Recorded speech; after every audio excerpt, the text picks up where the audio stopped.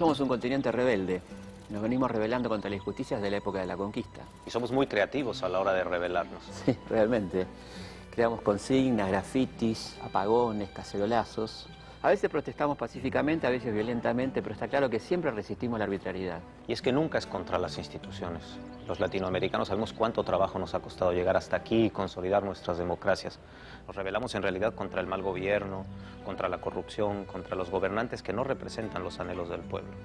La pregunta sería, ¿qué jugadas ha hecho el poder a lo largo de la historia para que el pueblo tenga que rebelarse tan reiteradamente?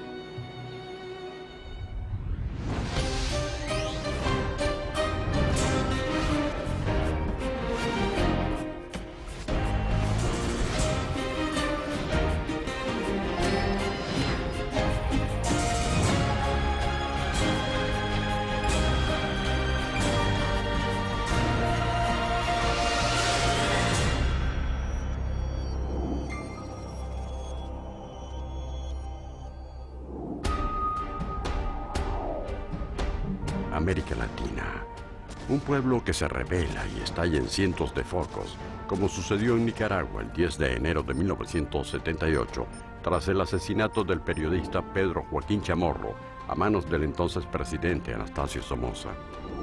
La muerte de Chamorro no fue una sorpresa ni siquiera para él. 3 años antes le había mandado una carta a Somoza donde le decía que esperaba con paz en el alma y la conciencia tranquila que lo mandara a asesinar. Antes del asesinato de Chamorro, ¿verdad?, hubo la enorme injusticia vivida por la sociedad. Cuando al producirse uno de los peores terremotos que causó decenas de miles de muertos, y hubo una ayuda internacional, una gran solidaridad internacional, y toda esa ayuda fue capitalizada por la familia Somoza y la gente vivió eso como un escándalo. ¿Quién denunció eso? Precisamente Chamorro. ¿Por qué asesinan a Chamorro? Por haber denunciado no solo la dictadura, sino haber denunciado precisamente ese tipo de maniobras.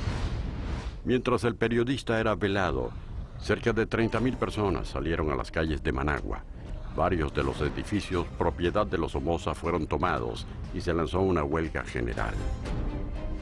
El asesinato fue el detonante de una insurrección que no se detendría hasta el triunfo de la Revolución Sandinista, el 19 de julio de 1979. El pueblo está listo para un cambio de gobierno después de tantos años de somocismo, pero la cosa que realmente hizo la cosa en llamas fue el asesinato de Chamorro. El asesinato de otro líder desencadenará uno de los hechos más conmocionantes de la historia de Colombia.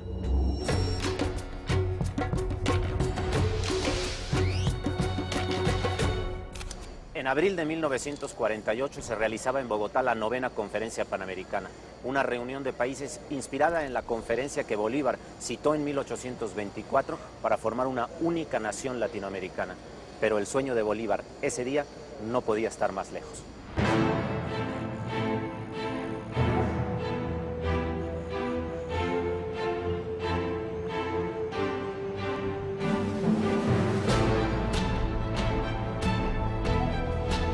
El 9 de abril, a la 1:05 de la tarde, en esta esquina moría asesinado el líder del Partido Liberal, Jorge Eliezer Gaitán, el político más importante de Colombia en ese momento. Era mestizo, de origen humilde, y sus prédicas incendiaban al pueblo. Gaitán es un personaje que sabe hablarle al pueblo. Interpreta al pueblo, el pueblo se siente interpretado por él. Gaitán habla en un lenguaje muy sencillo, pero al mismo tiempo en un lenguaje extremadamente beligerante. Gaitán era un sueño porque representaba a nuestro pueblo mayoritario, a nuestra gente, a los trabajadores, al campesinado, a los obreros, a la gente que era nuestra mayoría, la que trabajaba, la que movía el país. Entonces había mucha esperanza. Al ser truncada esa esperanza en ese acto tan terrible, pues yo creo que vino esa desazón, esa división. Yo no soy yo personalmente, yo soy un pueblo que me sigue, porque se sigue a sí mismo cuando me sigue a mí, pero he interpretado. Mi abuelo tenía una composición física innata que le permitió ser el orador que fue y el pensador que fue. Eso nacen. no se hacen. Y él nació y se hizo, que esa fue su enorme ventaja. Una oratoria singular que lo hermanaba con su pueblo. Y ese pueblo que se había sentido representado e interpretado por Gaitán. Cuando Gaitán cayó asesinado, se rebeló contra el gobierno, acusándolo del crimen. Cientos de personas murieron en los enfrentamientos entre sectores del ejército leales al gobierno y los rebeldes. La rebelión se extendió a otras ciudades, incluyendo Medellín y Barranquilla. Aquí mismo, desde la Universidad Nacional, el rector Gerardo Molina toma control de una de las emisoras y desde esa emisora comienza a llamar al orden, comienzan a hacer anuncios un poco irreales de que las turbas revolucionarias están en control del poder en Bogotá, cosa que era absolutamente falso, pero eso tiene efectos, más que en Bogotá, por fuera de Bogotá en la provincia. La provincia comienza a alimentarse de la idea de que efectivamente hay un control revolucionario en Bogotá y sobre ese modelo de lo que supuestamente está pasando en Bogotá comienzan a organizarse allí.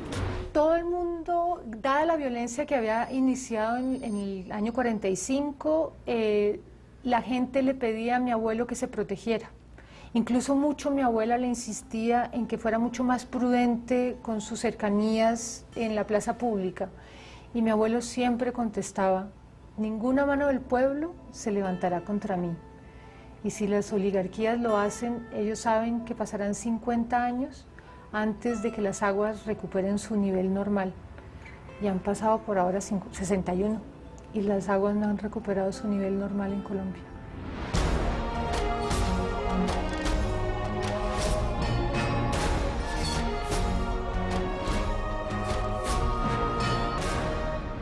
Gracias. Mientras el Bogotazo arrasaba las calles, un joven aspirante a periodista estudiaba abogacía en la Universidad de Bogotá y publicaba sus primeros textos en El Espectador.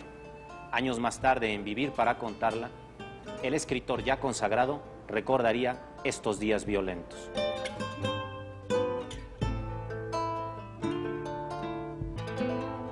Se jodió este país, me dijo. Acaban de matar a Gaitán frente al Gato Negro. Apenas si tuve alientos para atravesar volando la avenida Jiménez y llegar sin aire frente al café El Gato Negro, casi en la esquina con la carrera 7ª. Acababan de llevarse al herido a la clínica central, a unas 4 cuadras de allí, todavía con vida pero sin esperanzas. Un grupo de hombres empapaban sus pañuelos en el charco de sangre caliente para guardarlos como reliquias históricas.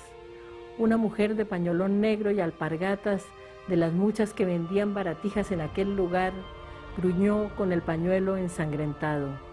Hijos de puta, me lo mataron.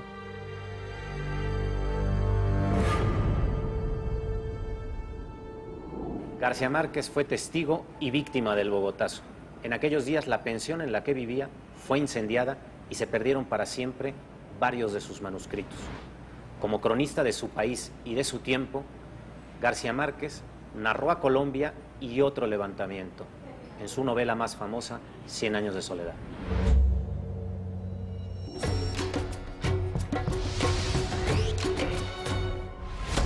En su novela, Márquez relata la huelga de bananeros de 1928 a la United Fruit Company, una rebelión reprimida por el ejército que disparó contra los trabajadores y habitantes en la plaza del pueblo de Ciénaga. Las demandas de los obreros eran demandas muy elementales. Mejoras en las condiciones de vida, de salud, de higiene, etc. Mejoras en los salarios y sobre todo igualdad de condiciones a de cualquier otro obrero en el escenario nacional. Se le ha llamado la masacre porque se disparó contra la multitud.